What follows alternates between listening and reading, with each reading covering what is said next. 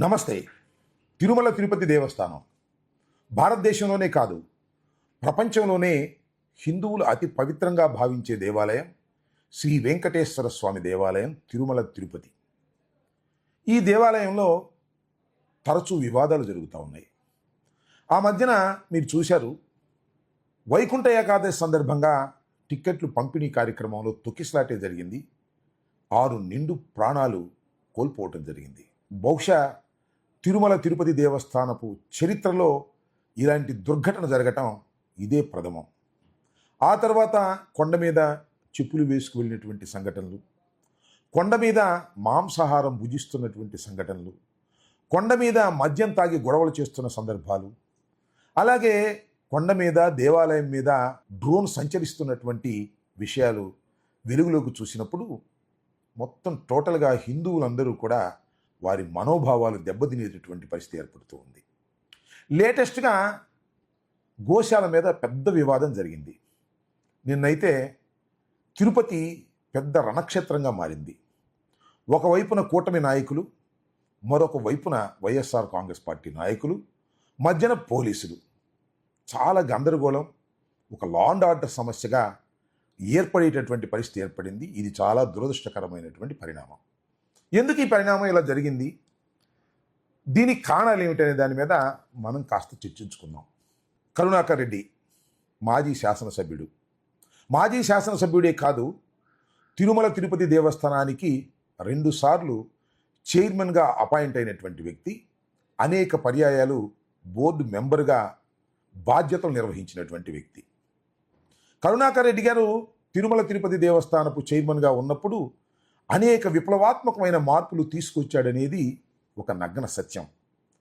దళిత గోవిందం పేరు మీద దళిత వాళ్ళకు వెంకటేశ్వర స్వామిని తీసుకువెళ్ళి, వెంకటేశ్వర స్వామి అందరికీ సన్నిహితుడు అని చెప్పేటటువంటి ప్రయత్నం చేసి ప్రశంసలు పొందినటువంటి వ్యక్తి. అనేక సంస్కరణలు కూడా కొండ మీద తీసుకువచ్చినటువంటి ఒక సమర్థవంతమైనటువంటి చైర్మన్గా ఆ రోజున పేరు ప్రఖ్యాతులు గాంచినటువంటి వ్యక్తి భూమన కరుణాకర్ రెడ్డి గారు. ఆ భూమన కరుణాకర్ రెడ్డి గారు మొన్న ఒక ఆరోపణ చేశాడు. అదేమిటంటే, గోశాల, గోవుల్ని అక్కడ పెంచుకొని గోవుల నుంచి వచ్చేటటువంటి పాలని, నెయ్యిని ప్రసాదాలకు ఉపయోగిస్తూ ఉండటం అనేది జరుగుతున్నటువంటి నిత్యవారీ కార్యక్రమం. గోశాల మెయింటెనెన్స్ సరిగా లేదని, వాటికి సరిగా పోషకాహారం పెట్టడం లేదని, వాటిని శ్రద్ధగా చూడటం లేదని, దానివల్ల గోవులు చనిపోతున్నాయని, ఆ కళేబరాలని పోస్ట్ మార్టం చేయకోకుండానే పూర్తి చేసి కవర్ చేసేస్తున్నారనేటువంటి ఒక ఆరోపణ భూమన కరుణాకర్ రెడ్డి గారు చేశారు. చేసిన తర్వాత ఒక్కసారిగా ప్రభుత్వం ఉలిక్కిపడింది, ఒక్కసారిగా దేవస్థానం బోర్డు ఉలిక్కిపడింది. సమాధానం చెప్పేందుకు ముందుకొచ్చారు. సాక్షాత్తు ముఖ్యమంత్రి గారు గోవులు చనిపోలేదన్నారు.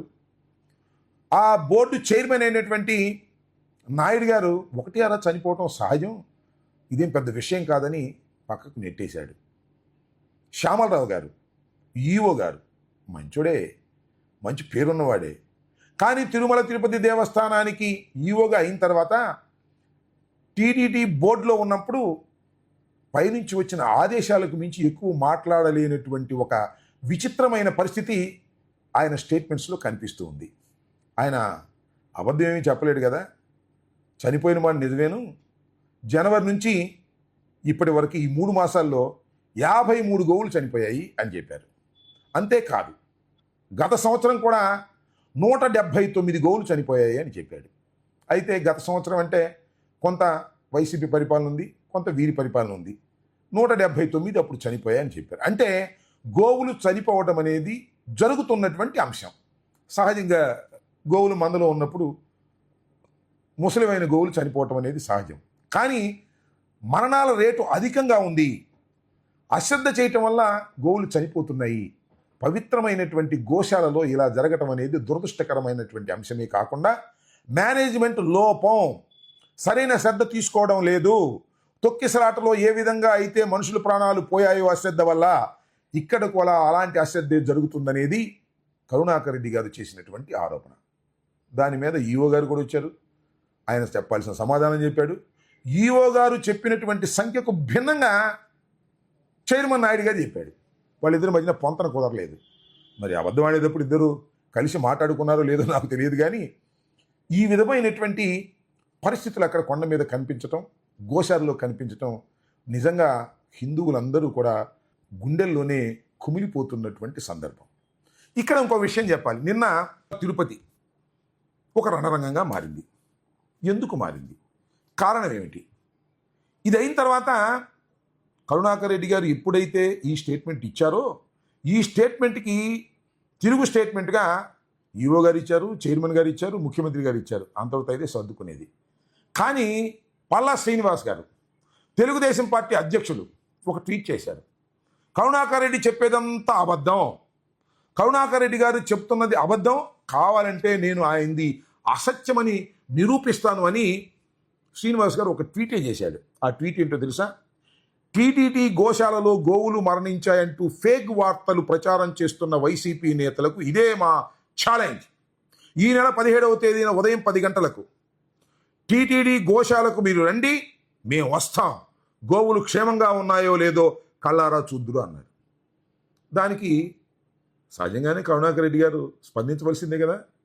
కరుణాకర్ రెడ్డి గారు స్పందించి ఏమన్నారంటే, ఐఎమ్ రెడీ టు కమ్, నేను గోశాలకు వస్తాను, గోశాలలో చనిపోయిన కళేబరాలు అక్కడే ఉండవు కదా, గోశాలలో ఉన్నటువంటి అవకతవకలను బయట పెడతాను, చనిపోయినటువంటి కళేబరాలను పూడ్చిపెట్టినవి తొవ్వి చూపిస్తాను అని కూడా ఆయన సవాల్ని స్వీకరించి బయలుదేరతాను అన్నాడు. మరి బయలుదేరాలి కదా, వాళ్ళు యాక్సెప్ట్ చేయాలి కదా.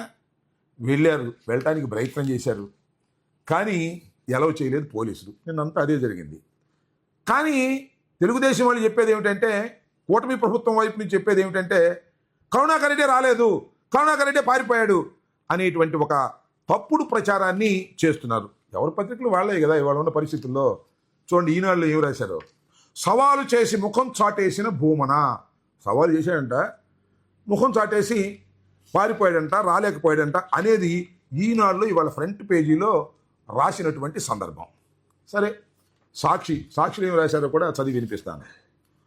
తొడగొట్టి తోక ముడిచారు, సవాలు విసిరి పారిపోయారు. తెలుగుదేశం వాళ్ళు తొడగొట్టారు, సవాలు విసిరారు, మళ్ళా తోక ముడిచి పారిపోయారని సాక్షి.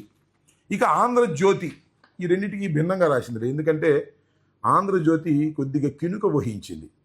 ఎందుకంటే బిఆర్ నాయుడు గారు TV5 అధినేత కాబట్టి, ఆయనకి చైర్మన్గా ఇచ్చారు కాబట్టి వీరు ఆయనకు అనుకూలంగా, ప్రభుత్వానికి అనుకూలంగా లోపల రాసినా అంత పచ్చికలిగా రాయటల్లా. ఈ తిరుమల తిరుపతి దేవస్థానం వరకు వాళ్ళేమన్నారు, గోశాలపై గోల, గోశాల మీద గోల జరుగుతూ ఉంది అని.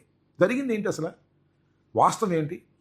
ఎస్, కరుణాకర్ రెడ్డి గారు వైఎస్ఆర్ కాంగ్రెస్ పార్టీకి చెందినటువంటి పార్లమెంటు సభ్యులు, అదేవిధంగా రోజా గారు, అదేవిధంగా నారాయణ స్వామి గారు, ఇంకా నాయకులందరూ కలిసి బయలుదేరి వెళ్ళడానికి సిద్ధపడితే ఏం జరిగింది?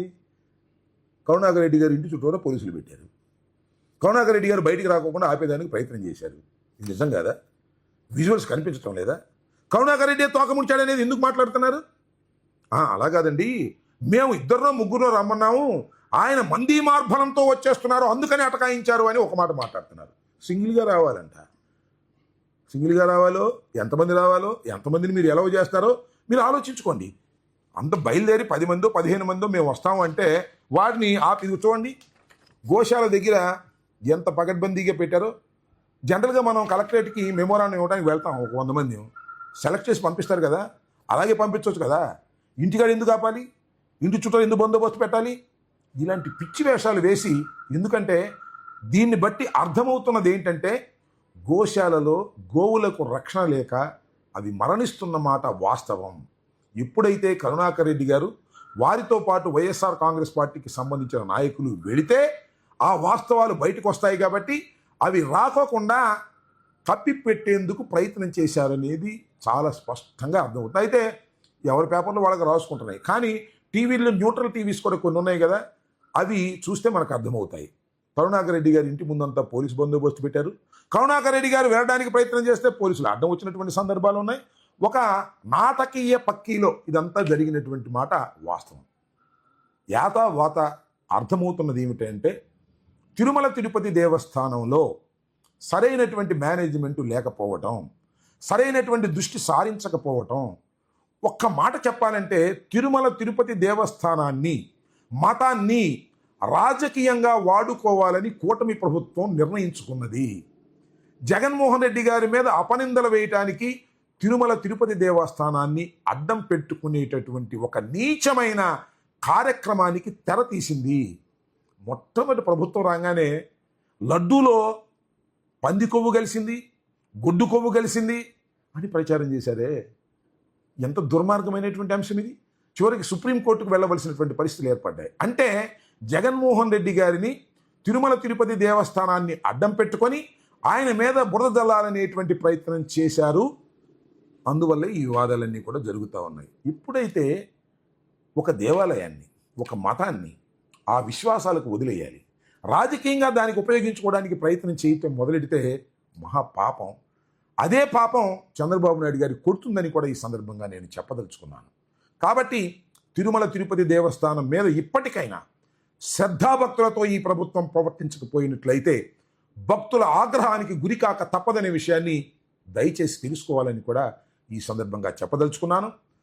భూమన కరుణాకర్ రెడ్డి గారు చేసినటువంటి ఆరోపణలు పచ్చి వాస్తవాలనే విషయం నిన్న జరిగినటువంటి సంఘటన ద్వారా రాష్ట్ర ప్రజానీకానికి, హిందువులకు, భక్తులకు అందరికీ అర్థమైందని కూడా ఈ సందర్భంగా నేను చెప్పదలుచుకున్నాను. ధన్యవాదాలు.